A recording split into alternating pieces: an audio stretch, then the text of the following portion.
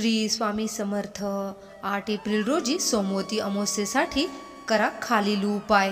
1. 8 April रोजी सोमवती अमावस्या दिवशी विधीनुसार भगवान शिवाची पूजा करणे देखील खूप फलदायी मानले जाते। या दिवशी भगवान शंकराची पूजा करताना शिवलिंगाला बेलपत्र, दूध, दही यांनी अभिषेक करा आणि ओम नमः शिवाय मंत्राचा जप करा। 2. विवाहित महिलांनी शिवपार्वतीची पूजा करावी। सोमवती अमावस्येच्या दिवशी शिव आणि पार्वतीच्या पूजेला विशेष महत्त्व आहे। अशा स्थितीत या दिवशी विवाहित स्त्रीने शिवलिंगावर कच्च्या दुधाचा अभिषेक करावा। यामुळे पतीच्या आरोग्याशी संबंधित समस्या दूर होतात। 3. शिवलिंगावर बिल्वाची पाने अर्पण करा आणि ओम नमः शिवायचा जप करा। 4. 8 एप्रिल रोजी सोमवती अमावस्येला सकाळी स्नान करून आपल्या पूर्वजांना काळे तीळ अर्पण करावे। या उपायाने तुमचे क्रोधित पूर्वज प्रसन्न होतील। ते तुम्हाला तुमची संपत्ती, सुख, समृद्धी, तुमच्या वंशाची प्रगती इत्यादींसाठी आशीर्वाद देतील। 5. सोमवती अमावस्येला पितरांना मार्ग दाखवण्यासाठी संध्याकाळी घराबाहेर दक्षिण दिशेला तेलाचा दिवा लावा। पूर्वज आनंदी राहतील आणि संपूर्ण कुटुंबाला आशीर्वाद देतील। 6.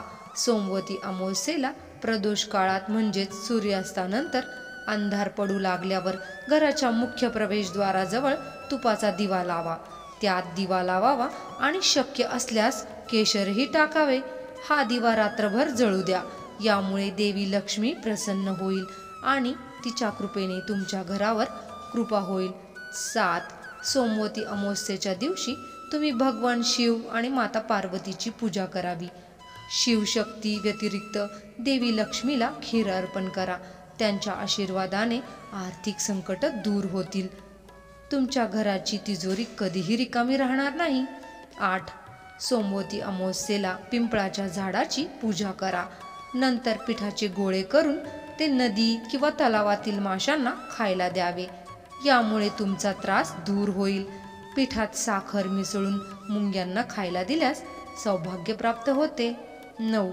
सोमवती अमावस्येला पिंपळाजवळ तेलाचा दिवा लावणे शुभ मानले जाते। दिवा लावताना त्यात लवंगही टाका। यानंतर पिंपळाच्या झाडाला प्रदक्षिणा घालताना ओम नमो भगवते वासुदेवाय या मंत्राचा जप करावा।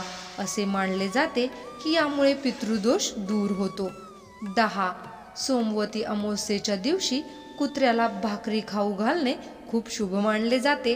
असे मानले जाते की या दिवशी काळ्या कुत्र्याला भाकरी खाऊ घातल्याने रोग दूर होतात आणि जीवनावर चांगला परिणाम होतो। 11.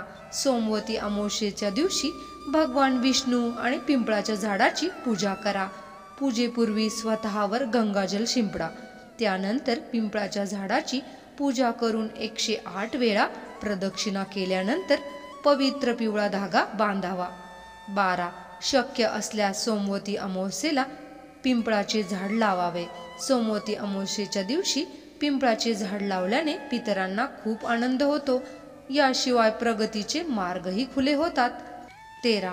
सोमवती अमावस्येच्या दिवशी तुळशीची 108 प्रदक्षिणा केल्याने दारिद्र्य नाहीसे होते। यानंतर क्षमतेनुसार दान केले जाते। 14.